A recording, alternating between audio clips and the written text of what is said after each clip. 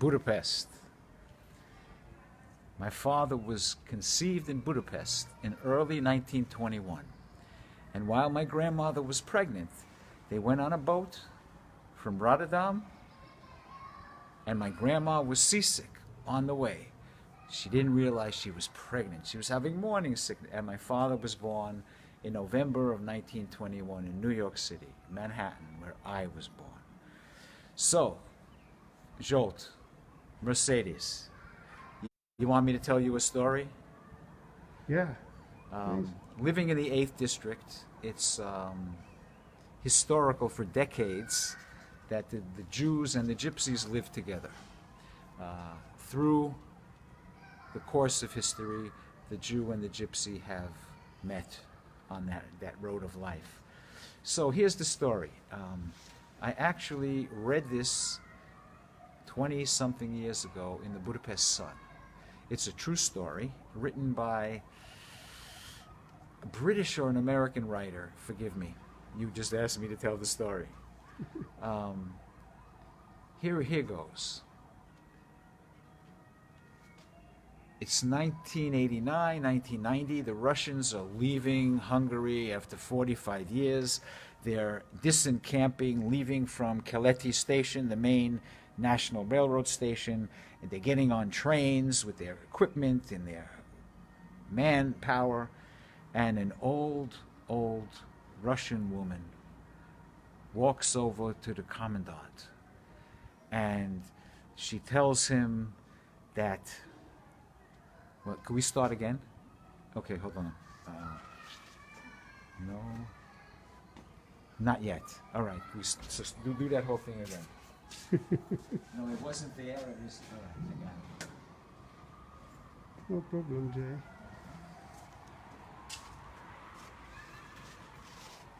Hi, friends. Budapest, huh? Zsolt, Mercedes, hi. Thanks for coming up to my roof garden in the middle of the 8th District, which is famous or infamous for being a very colorful central district in the city.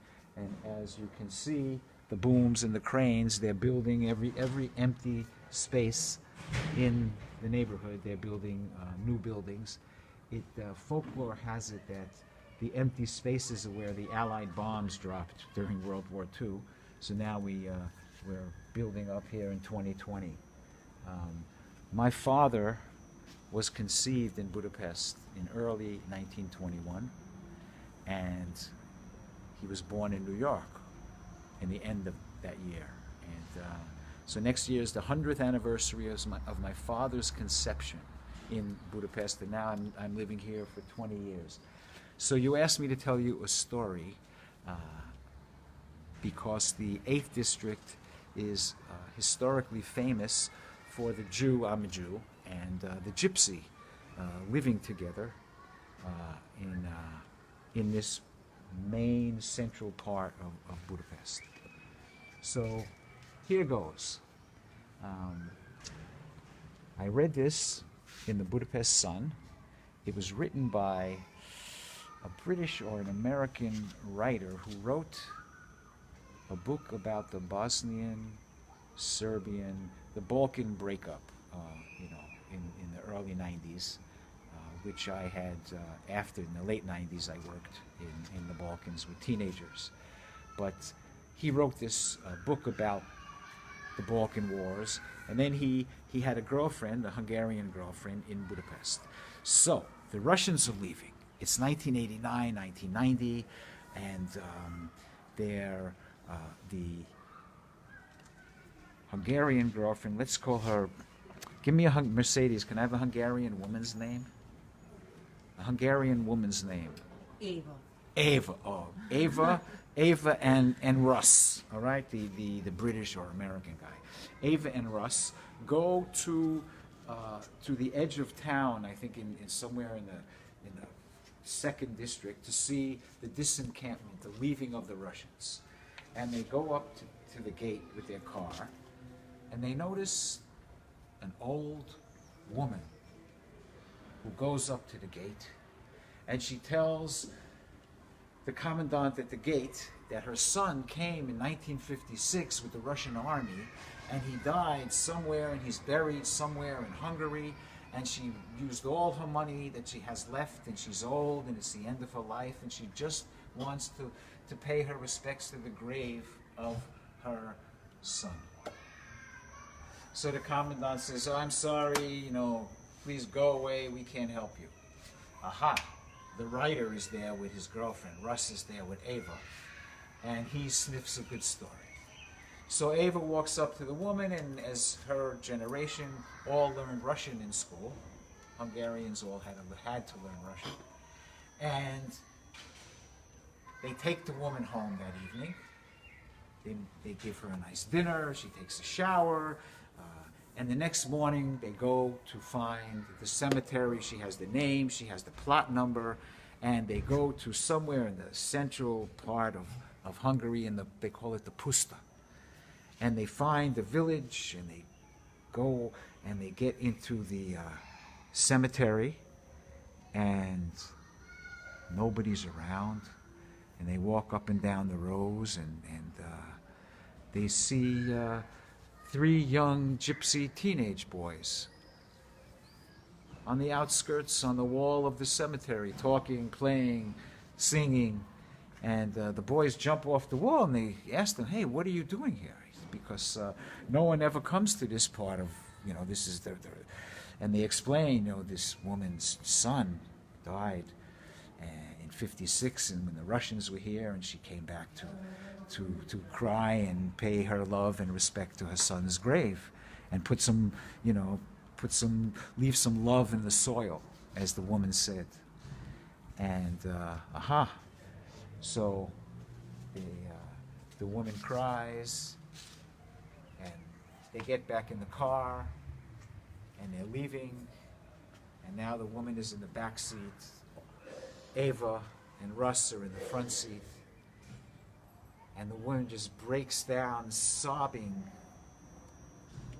vibrating in the back seat, and she says, "Oh, now it's the end. Nobody will ever pay their respects to my son's grave again," as Russ is looking in the rearview mirror, and he sees the 3 young gypsy teenagers picking wildflowers and putting it on the grave of her son. And he says, "Turn around," and the woman sees, and as they leave, as the grave and the boys become a distant view, the woman's tears, her sobbing, become tears of joy, to cry in pain and joy in the same moment.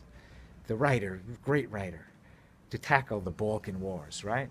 Okay, so they go back to Budapest. And again, the woman spends the night, has a nice dinner. They take her to Keleti station. They go to the commandant, and they explain to the commandant, the lady has spent all her money.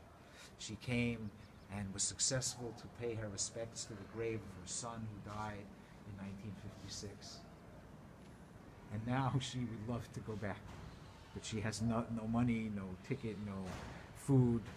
And the commandant, "Sergeant, please take her to my car." And that was the end of the story. Thanks. Thanks. Wonderful. Thank you. And there's one more thing.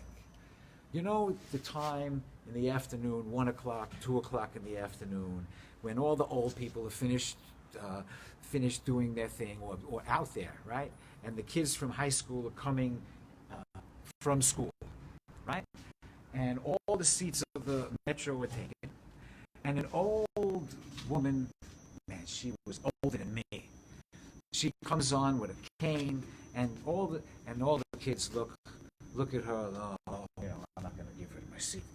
This teenage, I don't know, I like teenagers. This teenage gypsy boy with rich, oily hair and a little schmutz, a little dirt on his face, and he saw the woman, he smiled at her, he jumped into the air, out of that seat, and went Vermont soldier would to give him a seat. So anyway, this is the 8th district, and we got the view. Look at that view, right? Yeah, amazing. I love it. All right. So, do you have anything else you're doing? What is the reason for this? How is this going to be used in your